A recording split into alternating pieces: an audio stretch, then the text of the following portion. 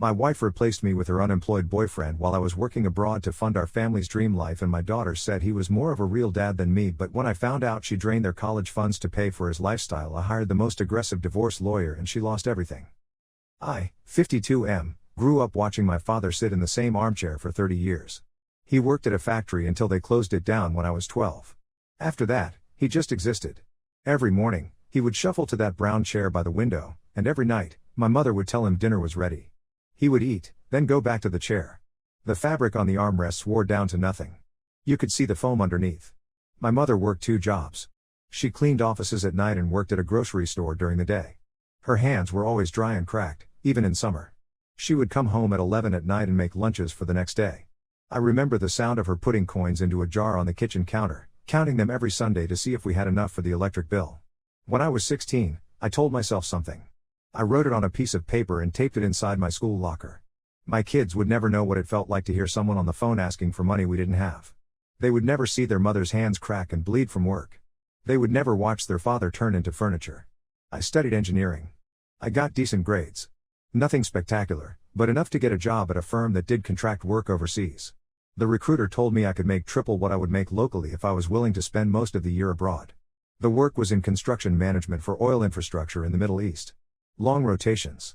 3 months on site, then 3 weeks home. My wife, Jennifer, 50F, and I had been married for 2 years when I took the job. My daughter, Michelle, 23F, was 6 months old. Jennifer cried when I told her about the contract, but she understood. We were living in a 1-bedroom apartment above a pizza shop. The walls were thin. We could hear everything. She said she would manage. She said 3 months wasn't that long. The first rotation was brutal. I lived in a container unit with 3 other guys. The heat made it hard to sleep. I would call Jennifer every night on a prepaid phone card, listening to Michelle make sounds in the background. When I came home after those first 3 months, Michelle didn't recognize me. She cried when I tried to hold her. It took 2 days before she would let me near her. But the money was good. Really good. We moved into a house within a year. 3 bedrooms, a backyard, a garage. Jennifer picked out all the furniture. I saw it for the first time on a video call. She was excited, walking me through each room with her phone. I told her it looked perfect. The pattern continued. 3 months away, 3 weeks home. My second daughter, Rebecca, 21 now, was born during one of my rotations. I flew back 2 days after she was born. Jennifer was in the hospital bed, holding this tiny person, and I felt like I was looking at a photograph of someone else's life. But I held my daughter, and I signed the birth certificate, and I went back to work 5 days later because the contract didn't give paternity leave. The years moved like that. I would come home, and the girls would be taller. Their school photos would be on the wall, events I had missed. Jennifer would catch me up on everything. She was good at that, filling in the gaps. She coached Michelle's soccer team. She volunteered at Rebecca's school. She managed the house, the bills, the repairs, everything. People in the neighborhood called her a supermom. I agreed. I sent the money, and she built the life. When Michelle was 14, I noticed Jennifer had stopped wearing her wedding ring. I asked her about it during one of my visits home. She said it was because of a rash. The metal was irritating her skin. She showed me her finger. There was a slight discoloration, so I believed her. She said she would get it resized or maybe try a different material. Around the same time, the calls started changing. Before, the girls would ask when I was coming home. They would count down the days. But then they stopped asking. Instead, they would ask if I had sent the transfer yet. Michelle needed money for a school trip. Rebecca needed new equipment for band. Jennifer needed to fix the roof. I would wire the money, and they would say, "Thank you," and the call would end. I told myself this was normal. Teenagers don't want to talk to their parents as much. Teenagers need things, and I was providing. That was my job. I was doing what my father never did. Then something happened during one of my rotations. I got a call from Marcus, a guy I went to high school with. We weren't close, but we stayed in touch over the years. He lived 2 streets over from my house. He called me on a Thursday night. I could tell something was wrong by the way he kept pausing. He asked me if I was sitting down. I was standing in the container unit, looking out at the desert. I sat on the edge of my bunk. He said he didn't want to get involved, but he thought I should know. He had seen a man at my house. Not just once. Multiple times. The man would park in my driveway. He would go inside and stay for hours. I asked Marcus what the man looked like. He said tall, thin, dark hair, maybe late 30s. He said the man was there when Jennifer came home from work. He was there on weekends. He was there at night. I thanked Marcus and hung up. I sat on that bunk for 3 hours. I didn't call Jennifer. I didn't know what to say. I went to work the next day and functioned like normal, but something had broken inside my chest. It felt like a rib had snapped. I called Jennifer 2 days later. I asked her if there was anything she wanted to tell me. She asked what I meant. I said Marcus had called. There was silence on the other end. Then she said Marcus needed to mind his own business. She said it was a friend from her book club. His name was David. He was going through a divorce, and he needed someone to talk to. She said it was nothing. I wanted to believe her. I wanted to believe it so badly that I convinced myself Marcus had misunderstood. But I started watching the bank statements more closely. Jennifer had access to the joint account. I would deposit my paycheck, and she would manage the expenses. I started seeing charges I didn't recognize. Restaurants I had never heard of. A hotel in a beach town 3 hours away. Purchases at stores that didn't match anything we needed. I didn't say anything. I just watched. The charges kept appearing. I cross-referenced them with the dates of my calls home. On the same day I saw a charge for a weekend resort. Jennifer had told me she was taking the girls camping. I asked to see photos. She sent me 3 pictures of a campsite. The metadata on the photos showed they were taken in our backyard. I finished my rotation and flew home without telling anyone. I landed on a Tuesday morning. I took a cab from the airport. When I walked into my house, the air smelled different. It smelled like cologne I didn't own. There were shoes by the door that weren't mine. A jacket on the coat rack that I had never seen. Jennifer was in the kitchen. She looked at me like I was a stranger who had broken into her house. She asked what I was doing home. I told her I lived here. She said I should have called first. Michelle and Rebecca came downstairs. They looked at me the same way their mother did. Not with guilt. Not with shame. Just inconvenience. Rebecca asked if I was staying long. I said I didn't know yet. Michelle said they had plans later, so I would need to keep it down. I asked where David was. Jennifer's face changed. She said he wasn't there. I asked how long it had been going on. She didn't answer. I asked again. She said I had no right to come into her house and interrogate her. I reminded her it was my house. I had paid for every inch of it. That was when Michelle said the thing that made me understand how far gone this had become. She said I was never there anyway. She said David was more of a father than I ever was. She said he actually showed up. He actually cared. All I ever did was send money. I looked at my daughters. These 2 people I had worked 18 years to provide for. I looked at my wife. This woman I had trusted with everything. I asked Jennifer if David lived here. She said no. I asked if he stayed over. She said sometimes. I asked if he stayed over in my bed. She didn't answer. Rebecca said I was being dramatic. She said David was a good person. He helped with homework. He fixed things around the house. He took them to the movies. He was there for the small things I was never around for. Jennifer said I had made my choice a long time ago. She said I chose money over family. She said David gave them something I never could. He gave them presents. He gave them emotional support. I was just the bank account that made it all possible. I went upstairs to my bedroom. The bed was made with sheets I didn't recognize. There were photos on the dresser. Family photos. Except in half of them, I had been cropped out, and David was standing where I should have been. I opened the closet. My clothes had been pushed to one side. The other side had men's clothes I had never seen. I packed a bag. Jennifer stood in the doorway and watched. She said I was being childish. She said if I had actually been a husband and a father, none of this would have happened. She said David stepped up when I stepped away. I asked her if she loved him. She said that wasn't the point. I asked her what the point was. She said the point was that I had abandoned them for 18 years, and I didn't get to come back and act like the victim. I left the house and checked into a hotel. I sat on the bed and stared at the wall until it got dark outside. The next morning, I called a lawyer. Update 1: I met with the lawyer the day after I left the house. His name was Richard. He was recommended by someone at work who went through a bad divorce. Richard had a reputation for being aggressive. I needed aggressive. The first thing Richard asked was if I had a prenuptial agreement. I said yes. Jennifer and I had signed one before we got married. Her father had insisted on it. He was a practical man, and he said young people didn't think clearly about money. At the time, I thought it was insulting. Now I was grateful. Richard asked for a copy. I had one in a safety deposit box at the bank. We went through it together. The prenup stated that in the event of a divorce, assets acquired during the marriage would be split based on contribution. Since I had been the sole earner, the house, the cars, the savings accounts, all of it was protected. Jennifer would be entitled to nothing except what she brought into the marriage, which was almost nothing. Richard said it was airtight. He said we could have this wrapped up in a few months if Jennifer didn't fight it. I told him she would fight it. He said they always do. I was right. Jennifer hired her sister, Nicole, who was a lawyer. Nicole sent Richard a list of demands. Jennifer wanted the house. She wanted lifetime alimony. She wanted half of my retirement account. She wanted compensation for 18 years of being a single mother. Richard laughed when he read it. He said Nicole was fishing. He said none of it would hold up, but they were going to try anyway. He told me not to respond. He said we would let them make noise while we prepared. The messages started the same day. Michelle sent me a text saying I was ruining everything. She said she had applications out to schools, and she needed to know her living situation was stable. I didn't respond. Rebecca sent me a message saying I was being petty. She said I was punishing them for something that wasn't their fault. I didn't respond to her either. Jennifer called me 17 times in one day. I let it go to voicemail. In the messages, she went from angry to desperate. The first message said I was a coward. The last message said she was sorry, and we could work this out if I just came home. I didn't go home. Richard told me to document everything.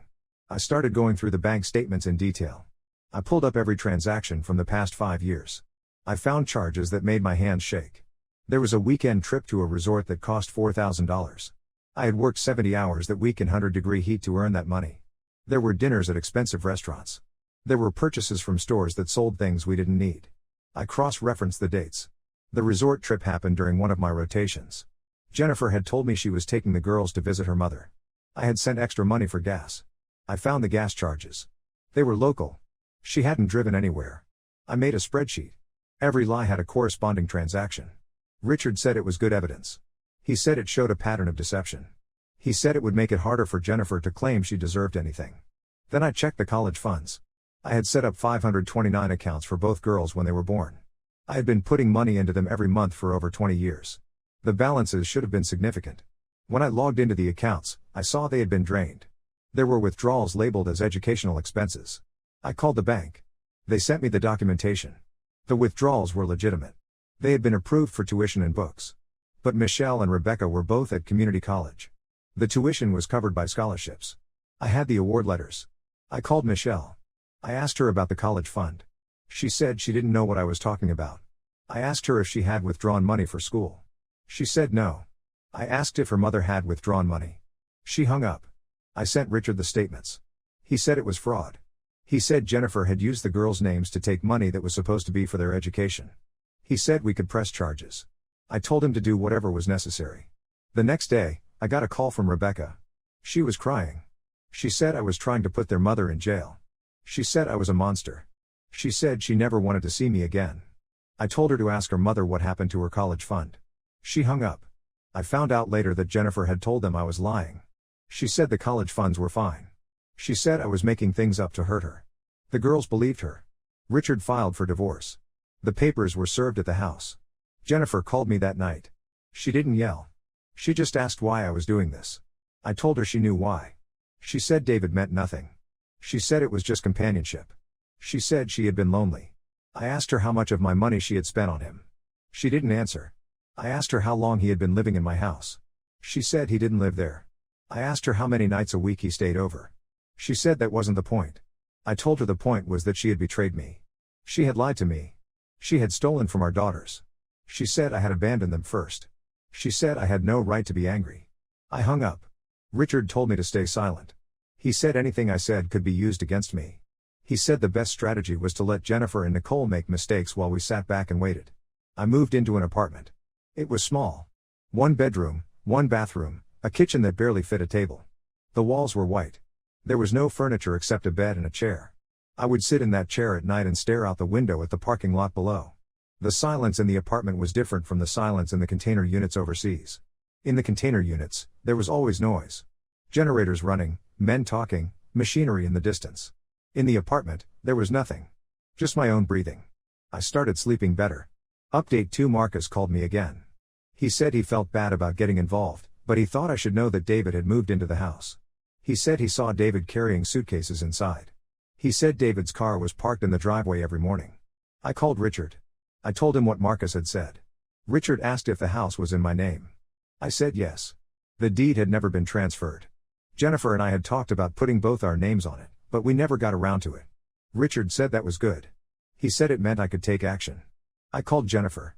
I asked her if David was living in my house. She said it was her house too. I reminded her that the deed said otherwise. She went quiet. Then she laughed. She said I couldn't do anything about it.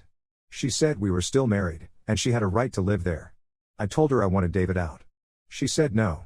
I told her if David wasn't out by the end of the week, I would take steps. She said I was bluffing. She said I wouldn't do anything that would hurt the girls. I wasn't bluffing. Richard filed a motion. Since the house was in my name, and since Jennifer and I were separated, I had the right to decide who lived there.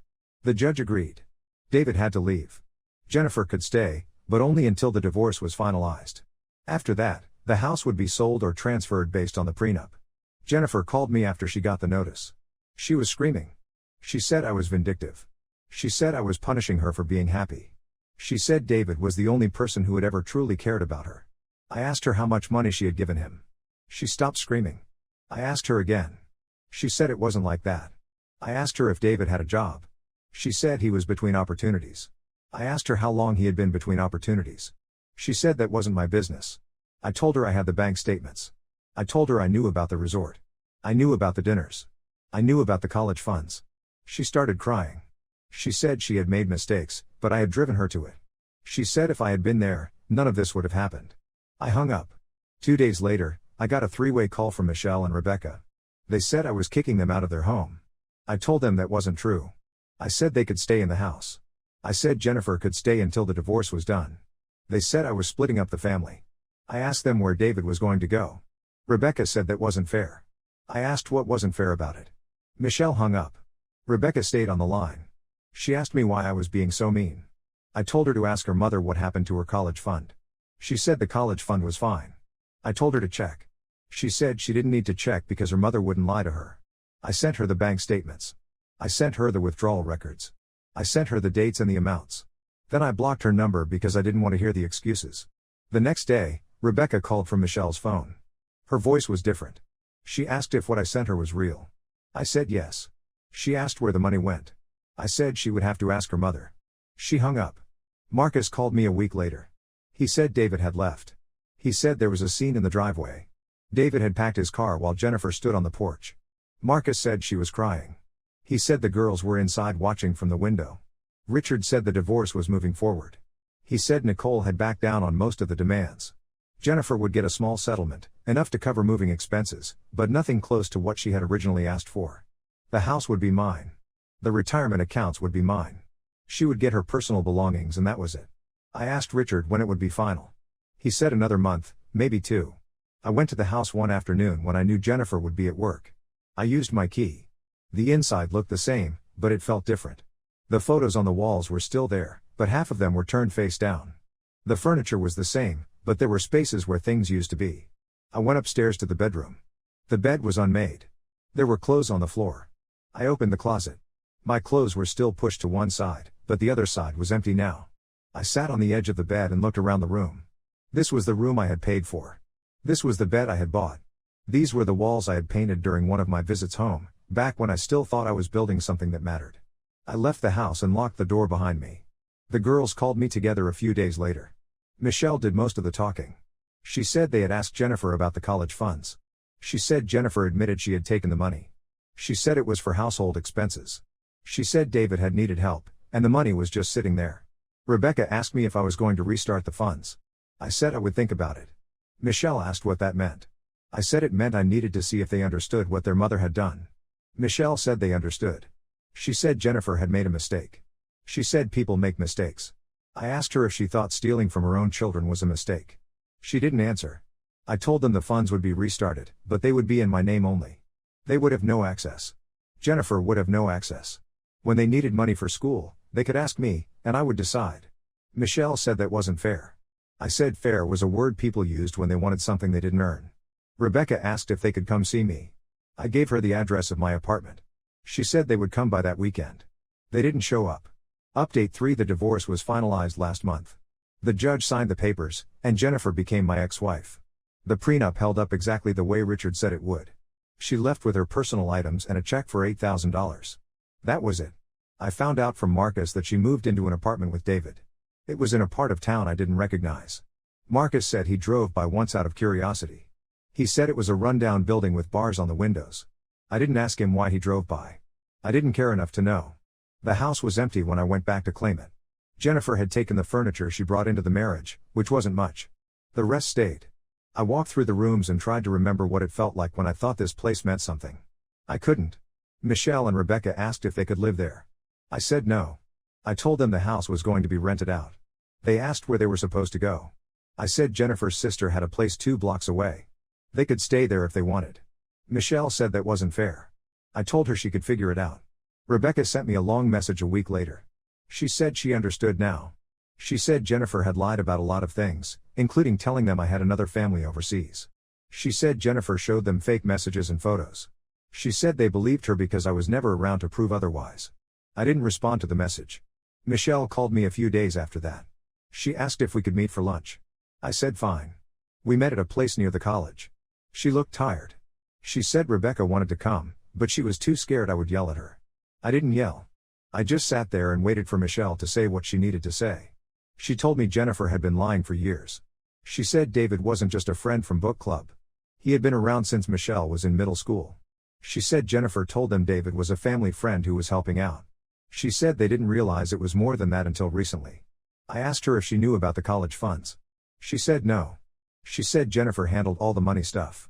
She said they just asked for what they needed, and Jennifer would give it to them. She said they didn't know where it came from. I put the bank statements on the table. I showed her the charges. I showed her the dates. I showed her the withdrawals from the college funds. I showed her the receipts from the resort, the restaurants, the stores. I told her to look at the dates and compare them to the times Jennifer said she was taking them camping or visiting family. Michelle looked at the papers for a long time. Then she pushed them back across the table. She said she didn't want to see any more. She asked me if I would help them with school. I said I already told them I would restart the funds. She asked if they could have access. I said no. She asked why. I said because I didn't trust them. Michelle said that was harsh. I said harsh was finding out your family replaced you with someone else while you were working yourself into the ground to keep them comfortable. She didn't argue. Rebecca came to see me at my apartment a week later. She brought a folder with her. Inside were printed copies of messages between her and Jennifer. The messages went back years. In them, Jennifer talked about how I didn't care about the family. She said I only cared about work. She said David was more of a father than I ever was. Rebecca said she wanted me to see them so I would understand why they acted the way they did. She said they really believed I didn't care. I read through the messages.